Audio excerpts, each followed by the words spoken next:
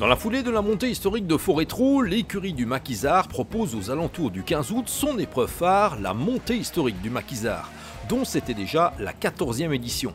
Partant du principe où on ne change pas un concept qui tourne à plein rendement, c'est une fois encore au pied de la côte de 2340 mètres, serpentant entre le hameau de Marteau, aux portes de Spa, et le monument du Maquisard inconnu sur le territoire de l'Arré, qu'une grosse centaine de bolides d'hier et d'avant-hier s'est donné rendez-vous le dimanche 11 août. L'éclectisme était au rendez-vous côté plateau, au même titre que la convivialité et la bonne humeur chez les concurrents, d'autant que la météo allait rester très agréable d'un bout à l'autre de la journée.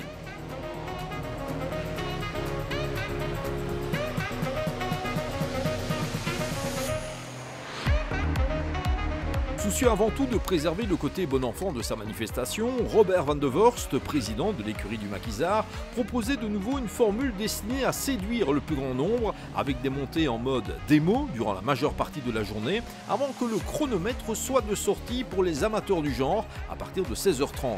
L'expertise de l'équipe d'organisation est telle que durant la journée, les concurrents qui le souhaitent parviennent à monter 8 à 9 fois, embarquant un nombre impressionnant de passagers. I don't deny that some strange evolutionary process, but mankind won't be destroyed. In fact, you and I are working to evidence that.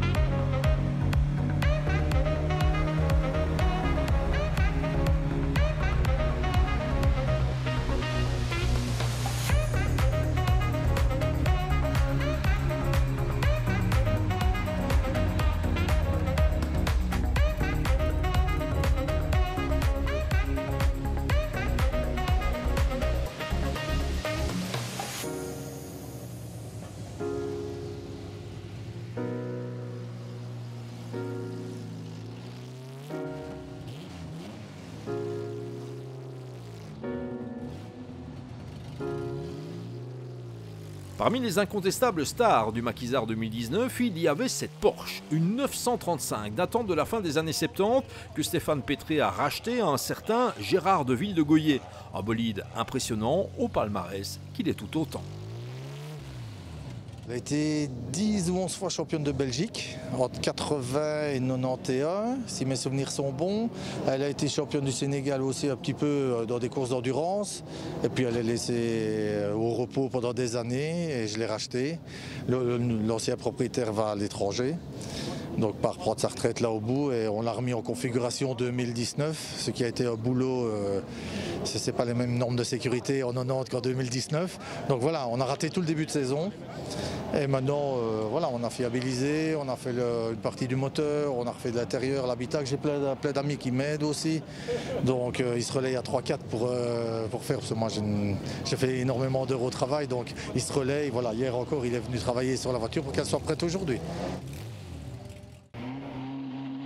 Quant à André Losberg, acteur incontournable de ce genre d'événement, il débarquait avec la voiture de ses grands débuts et de sa prime jeunesse, une Peugeot 205 GTI, prêt à passer une excellente journée.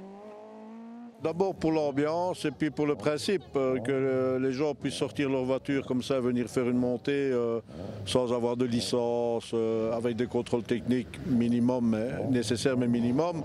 Voilà, c'est le principe, c'est pour que les gens puissent rouler et puis que les spectateurs puissent voir des voitures qui sont normalement dans des garages, quoi, en fait. Voilà. Et le tracé, il est un peu particulier, c'est pas très long mais c'est sympa, il y a quelques beaux virages.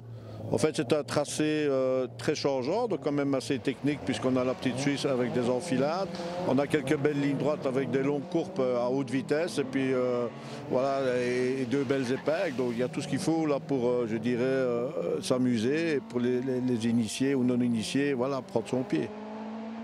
Si les Youngtimers, entendez les plus récents des anciennes, ont depuis longtemps tendance à se multiplier sur les montées historiques, certains irréductibles continuent de miser sur des voitures des années 50, 60 ou 70. Et une fois encore, c'est Michel Clejean qui présentait la mère grande du plateau, sa bien connue et toujours superbe Porsche 356 Pré-A qui date de la première partie des 50s.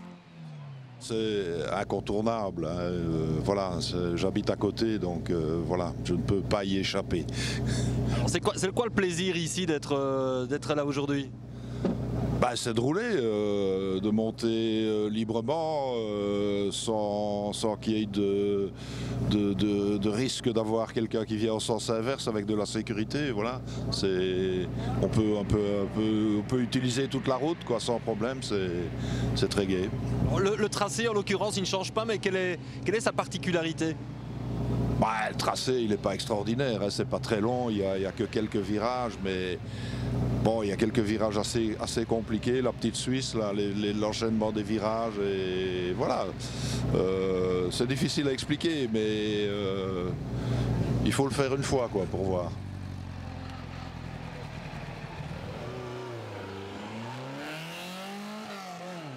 Une seule NSUTT était de la partie cette année, affublée d'un somptueux numéro 1 qui en dit long sur la fidélité de Jean-Luc Faoué et de sa sympathique petite allemande datant de 1967.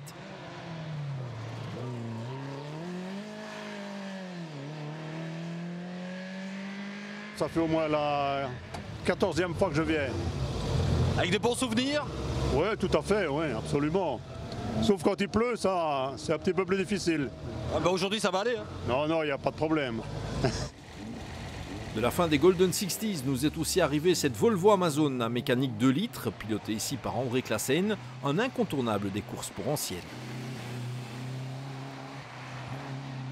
Il fait partie des meubles tant à Forêt-Trou qu'au Maquisard. Pourtant, Joël Favé-le-Sage habite dans les Vosges.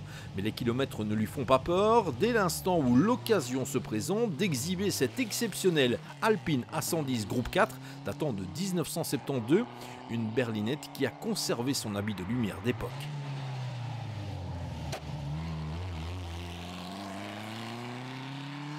Voiture de légende par excellence, la VW Coccinelle a connu bien des moutures différentes. Ici, une version 1303S de 1973 avec mécanique 1600 cm3 et Tom Cournet au volant. Quant à cette MGB, elle fait partie des modèles de la dernière génération datant de 1978. C'est Patrick Dirick qui portait fièrement le numéro 13 au Maquisard.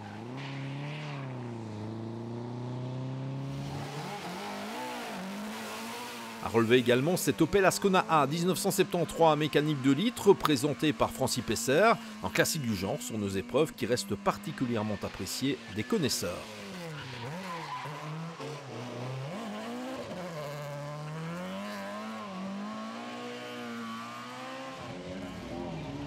Moins connue est la Toyota 1000 de Michel Trillet qui a néanmoins pas mal évolué par rapport à la frêle version d'origine.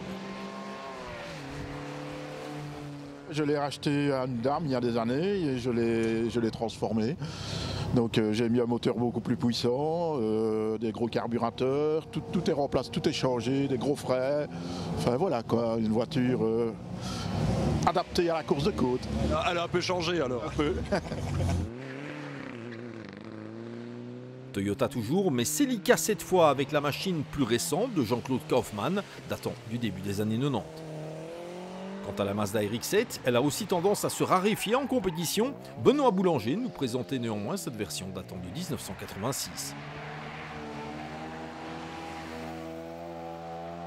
Dans les rangs des Nippon, on continue d'en pincer pour la première version de la Honda Civic qui date de la fin des années 70, traditionnellement présentée par Dominique Martens.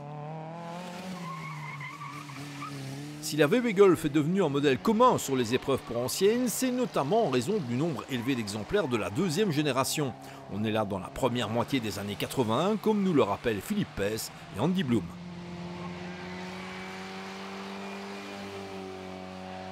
Il n'empêche, c'est vers la Golf de la première génération que les regards des spectateurs se tournent encore plus volontiers, surtout dès l'instant où surgit une version groupe 2, telle que celle de Valentin Klein.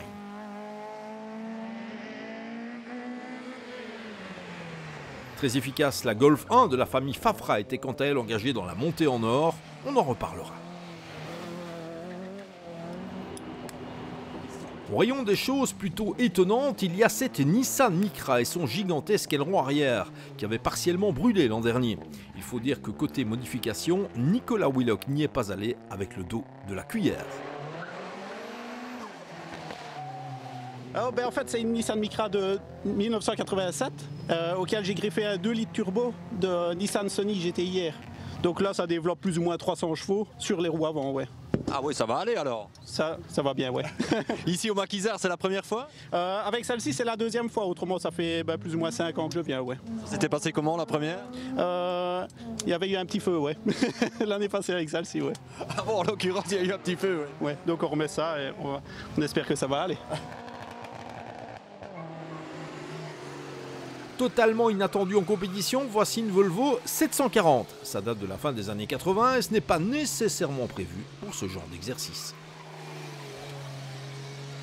L'édition 2019 de la montée historique du Maquisard allait être d'une limpidité presque totale. En fait, seule cette Lancia Delta, alignée par Éric Dubois, allait quitter la bonne trajectoire pour finir en douceur sur le toit. Plus de peur que de mal, heureusement.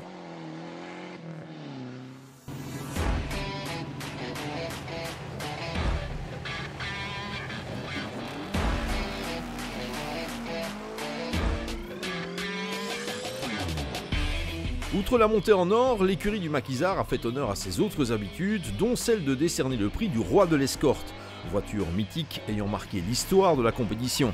Au terme de cette édition 2019, c'est Michael Dubois qui était sacré meilleur utilisateur de la célèbre propulsion à l'ovale bleu.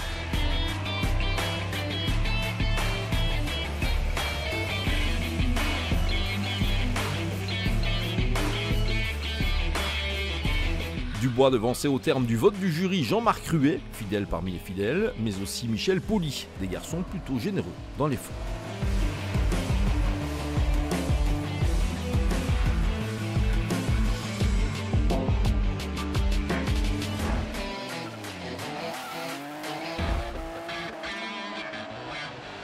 Même principe pour le prix du spectacle qui récompense les meilleurs négociants en virage abordé totalement de travers avec pour seul objectif d'amuser la galerie.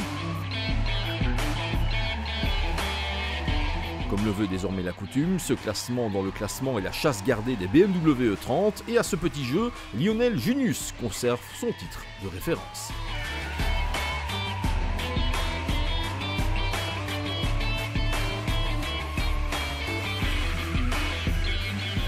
Junius a devancé d'autres dompteurs de bavaroise, en l'occurrence Arnaud Collard et Jean-François Gilles, dont les passages ont forcément ravi l'assistance.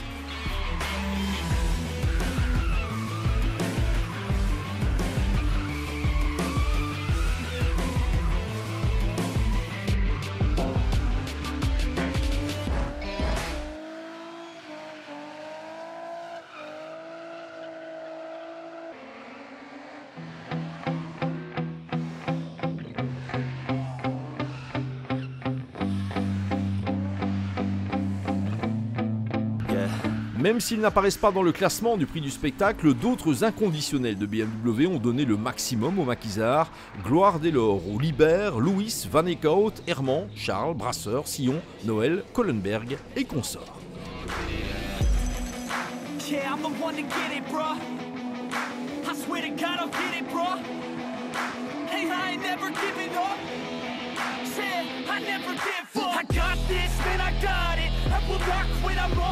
Never rock it, got the block lit, I'm toxic, spitting logic, make them nauseous, honest, can I stop this, never cautious, drop it, I'm the hardest, knock, bitch, watch it, I'm the fucking king of rock, bitch, profit, spitting hot shit, I'm confident, chronic, I think I'm motherfucking lost it, back, matter of fact, making racks where it's at, have my back to the mat, not an act, that's a fact, we attack in a back, so we act, no we act, think I'm black, up his neck, while I rap, give a crap, we're advanced, I'm the man. Got a plan better than most brands. Goddamn, I'm a bomb till I die. Never lie, that's a lie. I don't try, I defy. Get to die, that I'm right, yeah.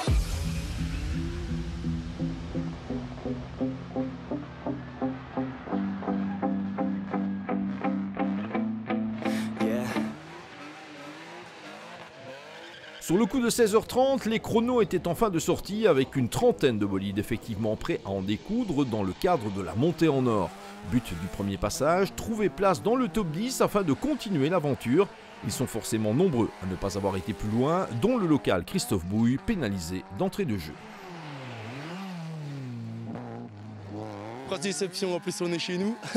Je ne pensais pas à ça, non. J'ai raté le départ, la vitesse a sauté d'or. Je pensais que j'aurais pu recommencer, mais on ne m'a pas laissé recommencer. Donc j'ai perdu 15-20 secondes en bas, donc imprenable quoi. Donc c'est ça, vous étiez au départ de la montée en or et au moment de partir, crac. La vitesse a sauté dehors et je me dis, je regarde le gars, il me dit oui ok tu peux recommencer, puis il demande à la madame et la madame dit non, donc j'ai obligé d'y aller, mais après 15 secondes, sur 2 km c'est un peu... Pas de qualification non plus pour la frêle Seat Ibiza de Vincent Vassen, déjà très heureux d'être présent. Ce n'est pas un rendez-vous habituel, c'est un second rendez-vous. Parce que la voiture a été faite ici, c'est une Ibiza SXi avec un système Porsche. Voiture qu'on ne trouve pas beaucoup et on l'a montée l'année passée. Donc j'ai fait quelques courses de côte, j'ai fait un sprint Bastogne. Et voilà, je reviens cette année avec beaucoup de bonheur. Il fait beau, on a tout pour réussir. C'est sympa.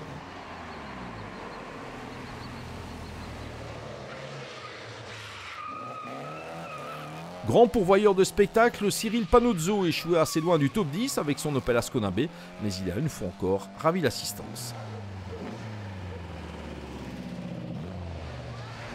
Fils d'André Losberg, Guillaume était aux commandes de l'Opel Kadett GT familial pour le fun avant tout.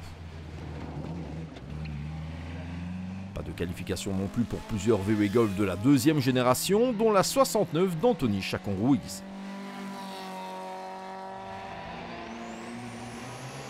Même verdict pour la Golf de Maxime Chacon-Ruiz, mais aussi celle d'Eduardo Chacon-Ruiz, le plus rapide de la famille, ou encore la VW de Jacques Blavier.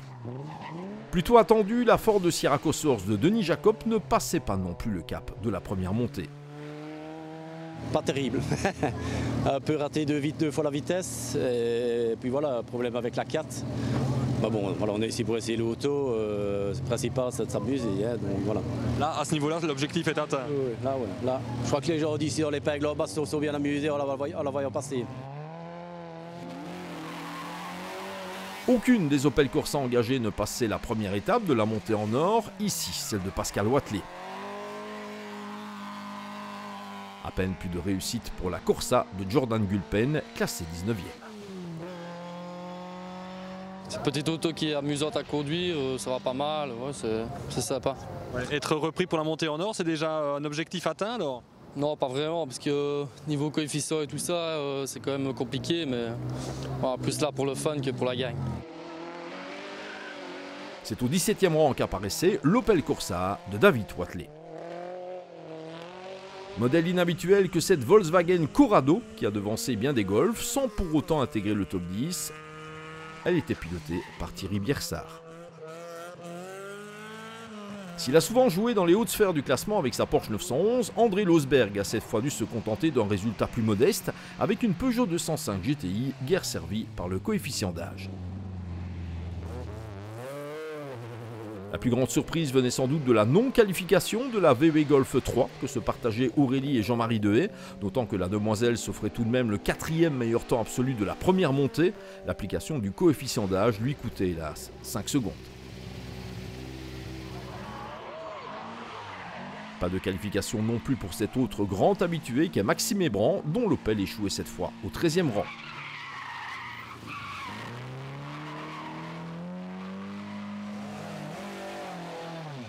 Quant à la pire des places, la 11e, elle revenait à Alexandre Delay, présent aux commandes de l'escorte MK1 paternelle et dont la journée s'achevait pour 4 petits dixièmes de seconde. Le groupe des qualifiés pour la suite comptait quelques bonnes surprises, à commencer par le gang des Volvo. Bernard Lamy parvenait ainsi à intégrer le bon wagon avec sa 240, concluant sa journée en 10e position. Un peu lourd la Volvo pour cette montée. L'homme aussi, mais bon. Oh, ça, non. voilà, non. Non, mais objectif atteint. Objectif atteint, tout à fait. On voulait être dans les 10, on est dans les 10 tous les deux, avec Guillaume Glaude, qui est un de mes ouvriers, donc on a préparé les deux autos. Et voilà, donc maintenant on sait que nos voitures sont lourdes, mais elles sont faites pour le rallye, elles ne sont pas faites pour la côte. Mais disons que le petit challenge nous intéresse et nous amuse. De Suédoises a priori encombrantes, mais finalement très performantes, il en était aussi question pour Guillaume Glaude, dont la 142S s'offrait une flatteuse 7e place finale. C'est la 3e fois que je viens rouler. Pour la petite anecdote, souvent je m'inscris, mais soit je me casse quelque chose avant, ou il se passe toujours quelque chose, et ici, jusque maintenant, tout va bien. Enfin au départ, tu as envie de dire alors? Oui, enfin au départ, l'année passée, je ne suis pas venu, et voilà, ça me fait plaisir de revenir une fois, parce que c'est vraiment une chouette côte, quoi. Alors pourquoi est-ce que c'est chouette justement? Ça glisse, des beaux virages, beaucoup de spectateurs, et alors beaucoup de concurrence.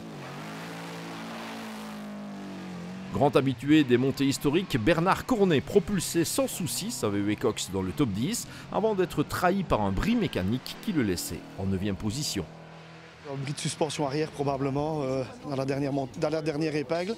J'ai bien viré, ça s'est bien passé, puis à la réaccélération, j'ai senti que ça glissait. Je me dis c'est pas encore l'huile, c'est pas normal, mais ben voilà, j'avais compris assez vite que c'était un problème de suspension. J'ai pu terminer, mais quasi en roue libre.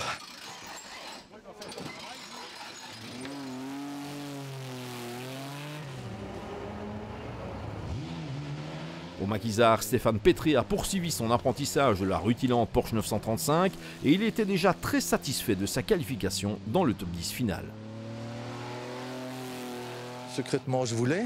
Maintenant, le problème, c'est qu'il y a 400 mètres d'huile avec un peu de bordel là. Et c'est ici où, au fur et à mesure de la journée, je prenais 4, 5, 6 à fond ici. Donc c'est là où je prenais pas mal de temps aux autres. Et ici, je dois lever. Je dois lever le pied un petit peu parce que c'est totalement à gauche, tout près des arbres. On ne va pas risquer le tout pour le tout, hein. L'un des exploits de la journée était à mettre à l'actif de Steve Fafra, le fils de Maurice Fafra. Non seulement il parvenait à intégrer le top 10, mais il positionnait finalement sa VW Golf de la première génération, taillée pour la côte, à une très belle 6e place absolue. 6e, je suis content avec l'auto, elle va bien, donc belle course de côte, donc parfait. Il y a de la concurrence quand même ici sur ce maquisard. Il y a de la grosse concurrence, oui. Ils poussent, donc il y a de la belle concurrence. Donc là, on était dans le top 10, on fait le 6e temps général. Journée plus que bien remplie et satisfaisante. Ouais, très bonne journée. Pour le moment, je suis 3e au championnat FWB course de côte provinciale. Donc ici, faire un petit 6e temps, non, c'est bien. C'est de bon entraînement pour le reste du championnat. Sacré prince du spectacle, Lionel Junius ne cesse de progresser dans la hiérarchie. Et pour décrocher un plantureux top 5 absolu, il a quelque peu dû revoir son approche lors des montées chronométrées. Peut-être surprise pour moi, je ne m'attendais pas vraiment à être pris, mais bon voilà, tant mieux. On a essayé un petit peu de changer la technique de la journée, parce que la journée c'est un peu plus spectaculaire, on va dire ainsi. Et voilà, une très bonne surprise pour moi. Bonne organisation comme toujours ici, c'est une histoire qui roule comme on dit. Ancien vainqueur du maquisard, Tony Kevers était de retour avec sa voiture fétiche, la VW Golf de la 2e génération. Égal à lui-même, il signait le 3e meilleur temps de la 2e montée avant d'échouer en 4e position une fois le coefficient d'âge appliqué. J'étais déjà très content et maintenant je ne sais pas, mais pas dans les 3 premiers, ça c'est impossible quoi. Hein. Avec le coefficient c'est impossible quoi. Hein. Bon, ben, objectif atteint alors? Oui, c'est sûr, dans les 10 premiers je suis très content quoi. Bon, qu'est-ce qui va faire la différence pour les hommes de tête là? Ben, ici c'est le coefficient, hein. 63 je crois qu'ils sont les Lotus là, ça, hein. Il faut voir le temps réel quoi, il faut le voir, mais je ne sais pas, je ne connais pas. Hein.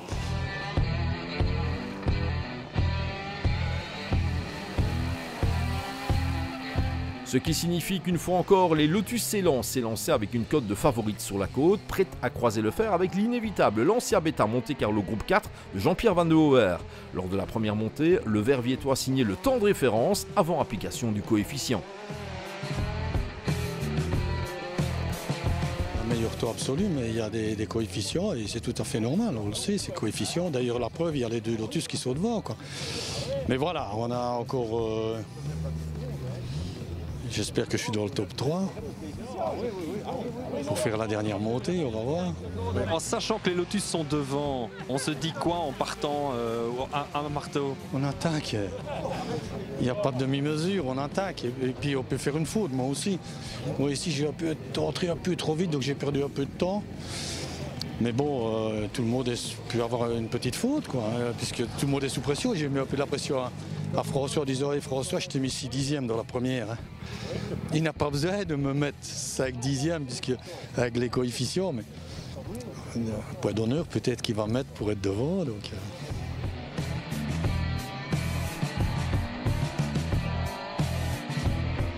François Despas, déjà vainqueur en 2018, se vengeait lors de la deuxième montée, signant un nouveau temps de référence, toujours avant application du coefficient.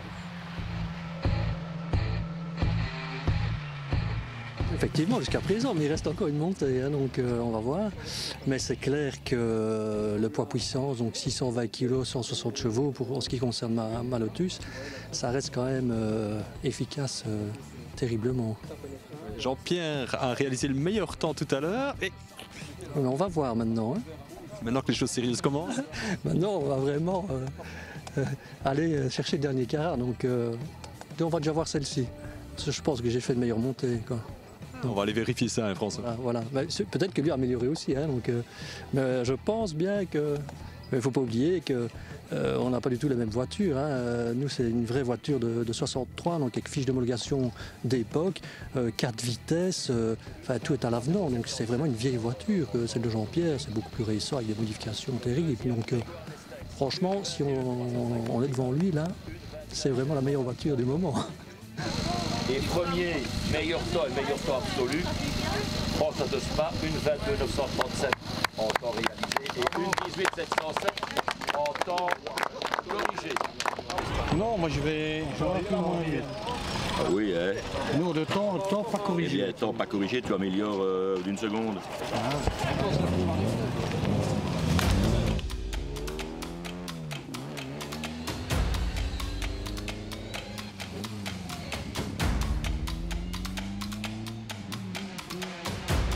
Au vif, 22 passait la surmultipliée lors de l'ultime montée, s'offrant le meilleur temps du jour en 1 minute 22 secondes 883, ce qui le laissait néanmoins au 3e rang du classement général final.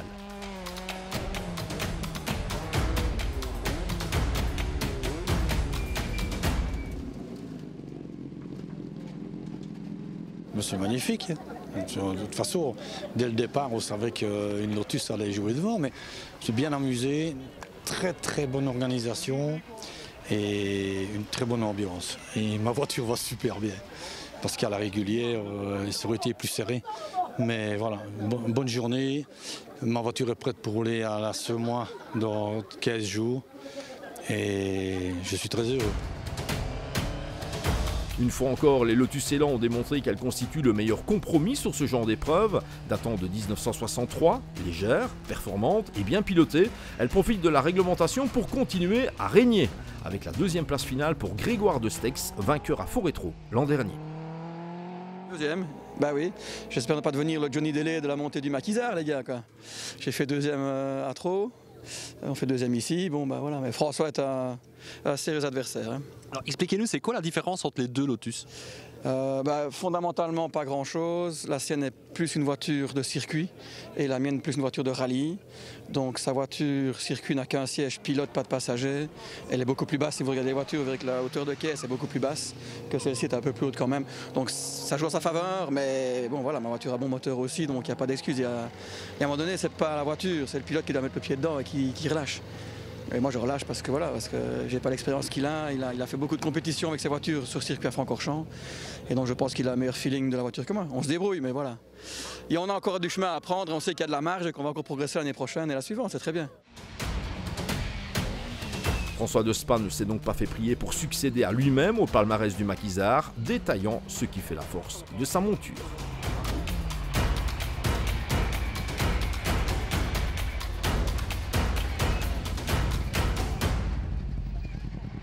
J'ai plus d'expérience que Grégoire et ma voiture est peut-être un poil plus légère. Par contre, je pense que son moteur est un peu plus puissant que le mien. Mais bon, voilà, ça ne s'est joué quand même à pas grand-chose. Et j'ai battu mon idole, qui est Jean-Pierre Van Den Oer, donc je suis heureux.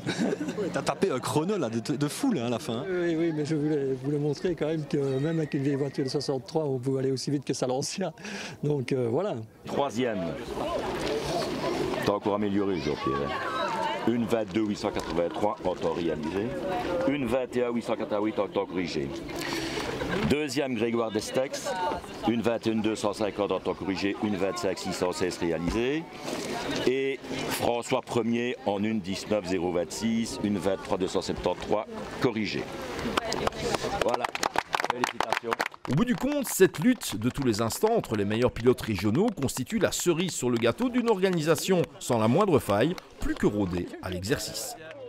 Une 14e édition encore réussi, un succès complet, un seul petit accident ou sinon rien à signaler, vraiment ça a tourné comme sur des roulettes. Oui, les pilotes sont ravis, c'est 9 montées je crois au total, c'est du jamais vu même. Oui, on a réussi à faire un maximum de montées, donc là voilà, on a vraiment prouvé qu'on savait de nouveau maîtriser notre sujet et en faisant une interruption à midi à laquelle je tiens parce que c'est la convivialité du monde de la voiture historique.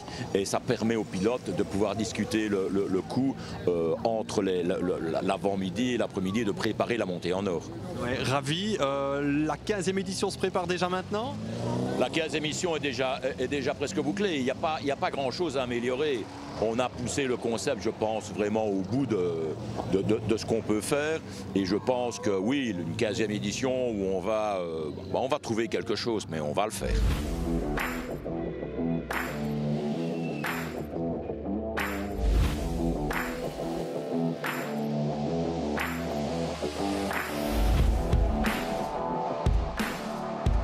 Rétro et le Maquisard 2019 bouclé, la saison des montées historiques est terminée. Elle reprendra de plus belle au printemps 2020 avec ces deux tracés qui comptent parmi les plus appréciés des compétiteurs. Le rendez-vous est pris.